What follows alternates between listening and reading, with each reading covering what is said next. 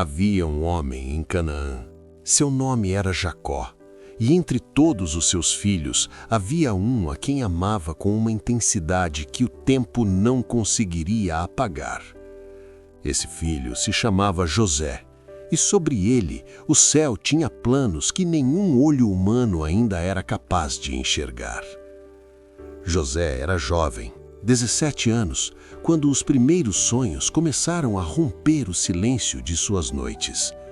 Não eram sonhos comuns, eram mensagens, eram mapas do futuro desenhados pela mão invisível do Eterno.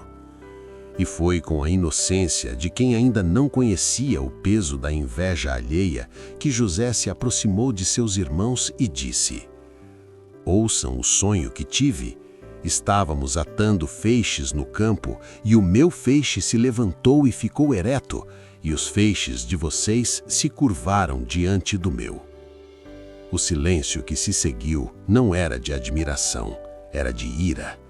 Jacó havia presenteado José com uma túnica de muitas cores, símbolo de favor, de distinção, de amor paterno transbordante. Mas para os 10 irmãos mais velhos, aquela túnica era uma afronta costurada fio a fio. O ódio não nasce de uma vez. Ele se alimenta de pequenas injustiças percebidas, de comparações silenciosas, de noites em que o coração escolhe a amargura no lugar do perdão. E foi exatamente assim que o coração dos irmãos de José foi se endurecendo, até o dia em que o viram ao longe, caminhando em sua direção com aquela túnica resplandecente. Um dos irmãos disse com voz cortante: "Ali vem o sonhador. Venham, vamos matá-lo e jogá-lo numa cova.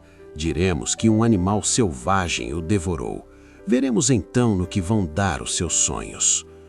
Mas Rúben, o primogênito, ainda guardava alguma centelha de misericórdia. "Não derramemos sangue. Joguem-no na cova aqui no deserto, mas não ponham as mãos nele." E assim foi feito.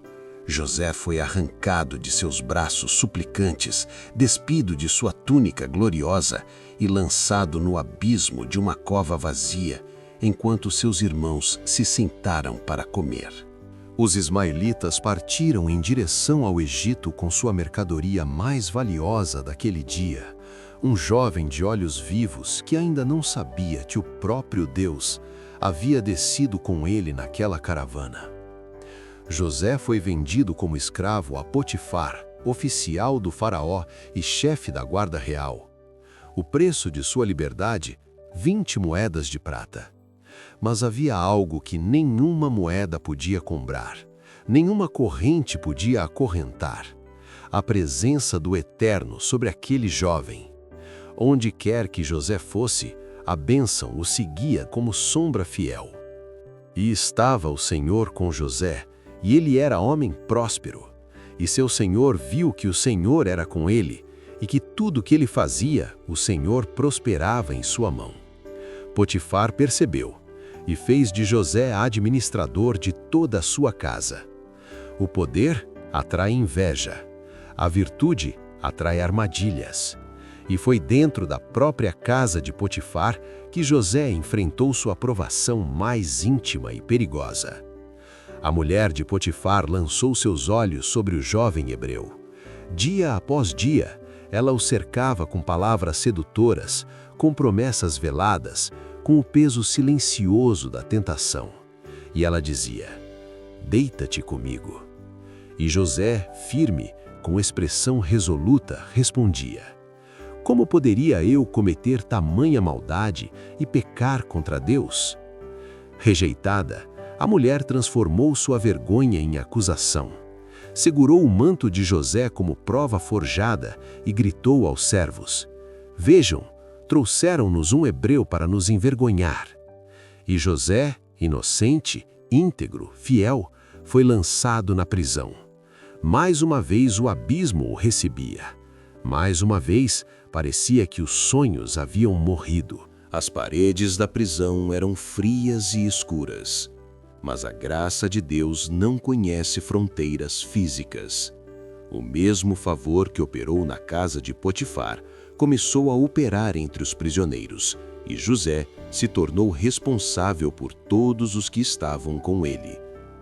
Foi ali, no fundo do esquecimento humano, que 2 homens do faraó chegaram à prisão, o copeiro Mor e o padeiro Mor. Ambos tiveram sonhos na mesma noite. Ambos amanheceram perturbados.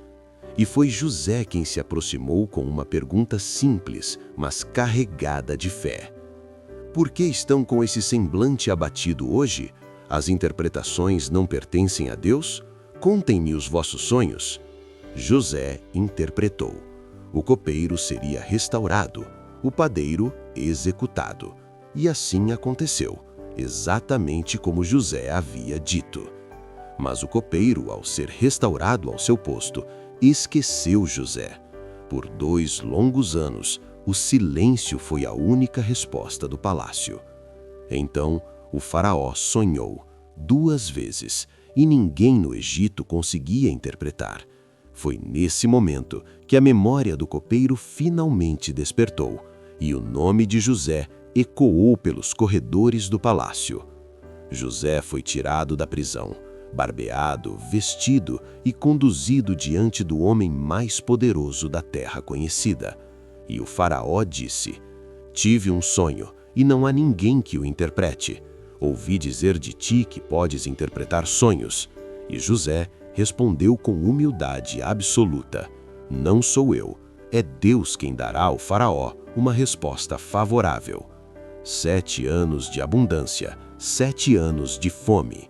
José não apenas interpretou, ele apresentou o plano. E o faraó, diante de um homem em quem o Espírito de Deus habitava de forma tão evidente, declarou: "Já que Deus te revelou tudo isso, não há ninguém tão sábio e inteligente quanto tu. Tu estarás sobre a minha casa, e todo o meu povo obedecerá às tuas ordens. Somente no trono serei maior do que tu." Do calabouço ao trono, do esquecimento à glória, o sonhador havia chegado ao seu lugar. A fome se alastrou por toda a terra conhecida. E foi ela, essa fome implacável, que conduziu os 10 irmãos de José até o Egito. Eles não sabiam que o governador diante do qual se prostravam com o rosto no chão era o mesmo jovem que haviam arrancado de seus braços suplicantes décadas antes. O sonho havia se cumprido, e eles não percebiam. José os reconheceu imediatamente, e precisou se virar para esconder as lágrimas. José os testou, fez-se de estranho, exigiu que trouxessem Benjamim, o irmão caçula, filho de Raquel, o único laço vivo com sua infância. E quando finalmente não pôde mais conter o que havia dentro de si, mandou todos os egípcios saírem da sala. E então, com a voz partida em soluços, disse: "Sou José. Meu pai ainda vive."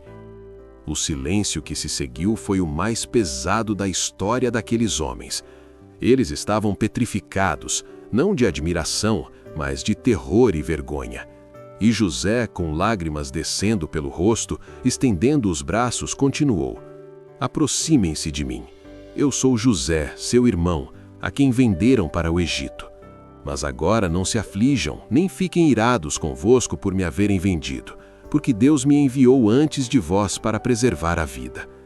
Ali, naquele aposento egípcio, décadas de dor foram desfeitas em um único ato de perdão soberano.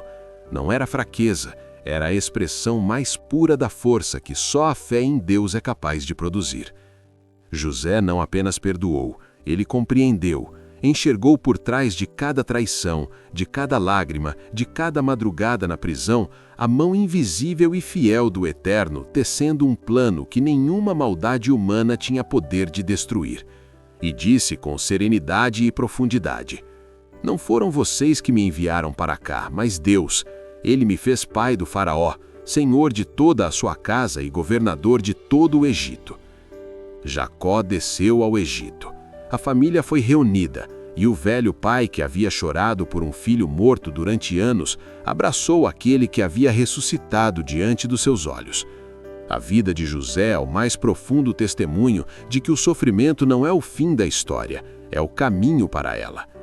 Cada cova, cada corrente, cada noite esquecida na prisão não era abandono, era preparação, era o silêncio necessário antes da voz mais alta.